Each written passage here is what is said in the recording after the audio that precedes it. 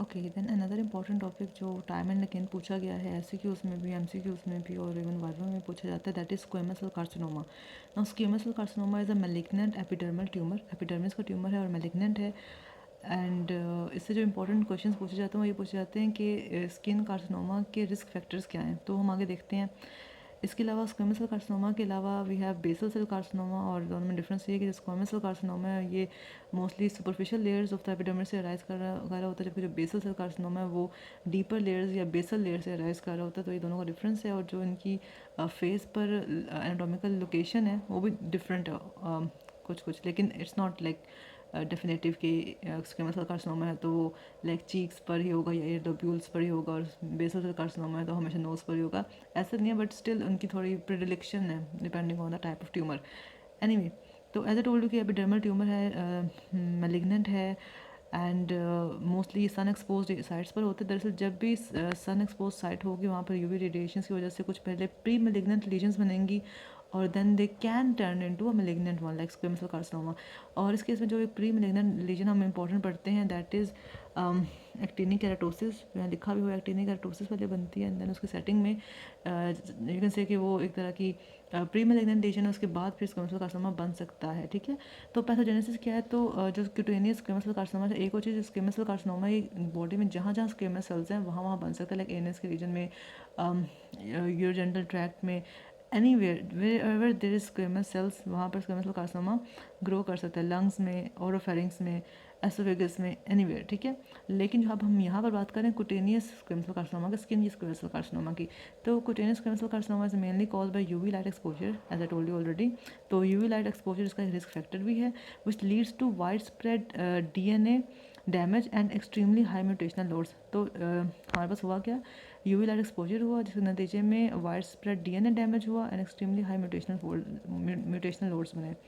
तो cutaneous squamous cell carcinoma is mainly caused by UV light exposure which leads to widespread DNA damage and extremely high mutational force. तो ये इसका risk factor होगा UV light exposure. इसके अलावा हमने ये भी बोला कि patients which have rare disorder that is xeroderma pigmentosum, जो कि यूवी इंड्यूस्ड डीएनए डैमेज को क्योर नहीं कर पाते, रिपेयर नहीं कर पाते, उनमें भी रिस्क ज़्यादा होता है for the development of squamous cell carcinoma. ठीक है, तो patients with xeroderma pigmentosum who are not able to repair the UV induced DNA damage are also prone to getting squamous cell carcinoma. तो second risk factor क्या होगा, ज़ीरोडर्मा पिगमेंटोसम। इस disease की setting में भी स्क्वेमस सेल कार्सिनोमा हो सकता है।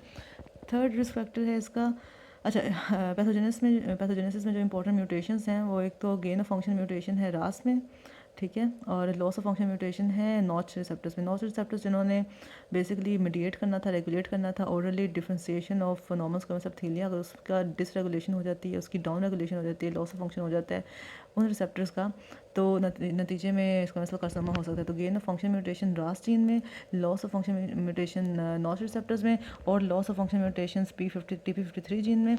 तो ये इंपॉर्टेंट जीन्स है जिसकी पैथोजेनेसिस में इन्वॉल्व है। जो रिस्क फैक्टर्स मैं ऑलरेडी बता चुकी हूँ आपको, यूवी लाइट एक्सपोजर, ज़ीरोडर्मा पिगमेंटोसम, इसके अलावा इम्यूनोसप्रेशन भी कॉज करा सकता है स्क्वेमस सेल कार्सिनोमा, जो कि हम ट्रांसप्लांट के पेशेंट्स में देखते हैं कि हुआ होता है, या डायबिटिक्स में हो सकता है। ठीक है, अच्छा, इम्यूनोसप्रेशन के नतीजे में जो होते हैं squamous cell carcinoma mostly HPV infection के साथ एसोसिएटेड होता है, जैसे हमने वो सर्वाइकल कैंसर भी देखा था ना, ह्यूमन पैपिलोमा वायरस से हो रहा था वो भी। तो HPV इन्फेक्शन के साथ एसोसिएटेड है squamous cell carcinoma when it is cause in the setting of immunosuppression. ठीक है, तो HPV इन्फेक्शन की तरह से उसका फोर्थ रिस्क फैक्टर बन गया। इसके अलावा और अदर रिस्क फैक्टर्स में इंडस्ट्रियल कार्सिनोजेंस आ जाते हैं लाइक टार्स एंड ऑयल्स, और क्रोनिक नॉन हीलिंग अल्सर्स आ जाते हैं। डेफिनेटली जहाँ पे नॉन हीलिंग अल्सर होगा उसमें जो सेलुलर प्रोलिफरेशन है वो ज़्यादा तेज़ हुई होगी, तो जब ज़्यादा प्रोलिफरेशन हो रही है तो वहाँ पर चांसेस हैं कि कुछ डिसफंक्शन भी हो सकता है, जीन्स का म्यूटेशन भी आ सकते हैं, तो वहाँ पर ज़्यादा चांसेस होते हैं सेल्स की कार्सिनोमेटस बनने के। ठीक है, तो क्रोनिक नॉन हीलिंग अल्सर में भी हो सकता है, ओल्ड बर्न स्कार्स में भी बन सकता है squamous cell carcinoma, injection of arsenicals की वजह से हो सकता है, और आयनाइजिंग रेडिएशन। तो हमने 9 रिस्क फैक्टर्स पढ़ लिए स्क्वेमस सेल कार्सिनोमा होने के। हमने स्टार्ट किया था रेडिएशन, यूवी रेडिएशन एक्सपोजर या UV light exposure, then xeroderma pigmentosum, then हमने कहा इम्यूनोसप्रेशन में, HPV इन्फेक्शन की सेटिंग में, और इंडस्ट्रियल कार्सिनोजेंस की वजह से tars and oils, chronic non healing ulcer है, old burn scars, injection of arsenicals and ionising radiation. तो ये तो होगा उसके रिस्क फैक्टर्स। ठीक है, मॉर्फोलॉजी कैसी होती है स्क्वेमस सेल कार्सिनोमा की? तो एक तो squamous cell carcinoma in situ होता है, जो भी मतलब इन्वेड नहीं किया, जो भी अपनी उसने बेसमेंट मेम्ब्रेन ब्रीच नहीं की। ठीक है, and that is seen as a sharply defined red scaling plaques. Sharply defined red scaling plaques की फॉर्म में होते हैं और mostly in association with actinic keratosis होते हैं, जो कि उसकी प्री मेलेनियन रीजन है। ठीक है, तो एक्टिनिक केराटोसिस का एसोसिएटेड होते हैं, these are red scaling plaques. Microscopically हमें कैसे नजर आएंगे? अगर हम इन सिटू लीजन्स को देखेंगे तो they will be characterized by highly atypical cells at all levels of epidermis with nuclear crowding and disorganization। ठीक है, हाईली एटिपिकल सेल्स होंगे इन सीटू लीजन में, जो कि जिसमें हमें न्यूक्लियर क्राउडिंग और डिसऑर्गेनाइजेशन मिलेगी। हमने इन सीटू लीजन की बात की है। अच्छा, और जो इन्वेसिव स्क्वेमस सेल कार्सिनोमा होते हैं वो हमें नोड्यूलर मिलते हैं, ग्रॉसली नोड्यूलर होंगे, स्केली लीजन्स होंगी और उनमें अल्सरेशन भी हो सकती है। ठीक है, और ये कि जो अगर हम क्लिनिकल सिनेरियो में देखें तो हमें यही होता है कि रिपीटेड एक नोड्यूल था जो कि प्रोग्रेसिवली ग्रो कर रहा है and it is getting ulcerated, और जो अल्सरेशन है वो नॉन हीलिंग है। तो इस तरह का क्लिनिकल सिनेरियो भी आ सकता है। ठीक है, और अच्छा, और ये जो अल्सरेशन है, अच्छा, ये जो इन्वेसिव कार्सिनोमा है, it can have variable degrees of differentiation. ये सिंपल जो सेल्स होते हैं एक ऑर्डरली लोब्यूल्स में भी अरेंज हो सकते हैं विद एक्सटेंसिव केराटिनाइजेशन, और ये हाईली एनाप्लास्टिक सेल्स भी हो सकते हैं with foci of necrosis and abortive single cell keratinization of proper. एक तो हम ये कह रहे हैं कि ऑर्डरली लोब्यूल्स होंगे विद प्रॉपर केराटिनाइजेशन, दूसरा एंड पे दूसरे एक्सट्रीम पे ये है कि एनाप्लास्टिक सेल्स हैं with abortive single cell keratinization, को हम डिसकेराटोसिस भी कहते हैं। तो डिसकेराटोसिस या नॉर्मल केराटिनाइजेशन भी हो सकती है और ऑर्डरली लोब्यूल्स के साथ प्रॉपर केराटिनाइजेशन भी हो सकती है। तो ये दो उसकी एक्सट्रीम्स हैं, और हमने इन सिटू की लीजन पढ़ ली और साथ में हमने प्रॉपर इन्वेसिव कार्सिनोमा की भी पढ़ ली। क्लिनिकल फीचर्स क्या हो सकते हैं? So invasive squamous cell carcinoma of the skin are discovered when they are small and detectable. Start में हम उसको कर लेते हैं आइडेंटिफाई। लोकल से इसकी जो मेटास्टेसिस देखें तो रीजनल लिम्फ नोड्स में होता है, और मैक्सिमम यही रीजनल लिम्फ नोड्स तक जाता है, इतना कोई इसका डिस्टेंस नहीं होता क्योंकि स्किन पर है तो जल्दी जल्दी आइडेंटिफाई हो जाता है। अच्छा, जो उसके लाइवलीहुड ऑफ मेटास्टेसिस और डिपेंड करेगा कि उसकी थिकनेस कितनी है स्किन में और उसकी लोकल इन्वेजन कितनी हुई है सबक्यूटेनियस टिश्यू में। ठीक है, अच्छा, इसके अलावा ये कि हम यही कहते हैं कि जो स्किन की है ना, जो स्किन पर बन रहे हैं ये स्क्वेमस सेल कार्सिनोमा, और जो इन the setting of actinic keratosis बन रहे हैं।